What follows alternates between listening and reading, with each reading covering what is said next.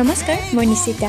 এয়া ভণ্টি আৰু মই যাবলৈ ওলাইছোঁ বঙাইগাঁৱলৈ বুলি, যিহেতু মোৰ অলপ বেংকত কাম আছিল আৰু লাগতিয়াল বস্তু আনিব লগা আছিল। তাৰপিছত বেংকৰ কামটো শেষ কৰি মই লাগতিয়াল বস্তুটো আনিবলৈ গৈছোঁ জাপি, আৰু তাৰ পৰা ডাইৰেক্ট সোমাইছোঁ মালা গহনাৰ দোকানত। এয়া মোক খোপাত মাৰিবলৈ যিহেতু কপৌফুল লাগিছিলে, মই কপৌফুল আৰু কাণত পিন্ধাৰ কাৰণে কাণফুলি ল'লোঁ, আৰু তাৰ পৰা দৌৰা দৌৰিকৈ ঘৰলৈ আহি ভাতকেইটা খাই মই যাবলৈ ওলালোঁ প্ৰেক্টিচলৈ বুলি। যিহেতু আমাৰ লাষ্ট প্ৰেক্টিচ আছিলে আজি, যিহেতু কালিৰ পৰা আমি অনুষ্ঠান কৰিবলৈ লাগিব, গতিকে সকলোকে পৰম্পৰাগত সাজপাৰ পিন্ধি আহিবলৈ কৈছিল। আৰু এয়া আমি সকলোৱে মিলি দলপতি ঘৰৰ পৰা আমি বস্তুখিনি লৈ গৈ আমি য'ত প্ৰেক্টিচ কৰোঁ তাতে লৈ গৈছোঁ।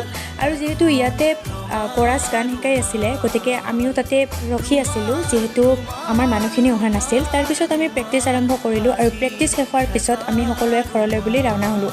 ইয়াতে ৰাস্তাত আমি এখন দোকান পোৱাৰ কাৰণে তাত আমি সকলোৱে চাওমিন আৰু পকৰা খালোঁ। যিহেতু আমাৰ ভাত খোৱা টাইমটো হৈয়ে যায়, গতিকে সকলোকে ভোক লগাটো একদম স্বাভাৱিক।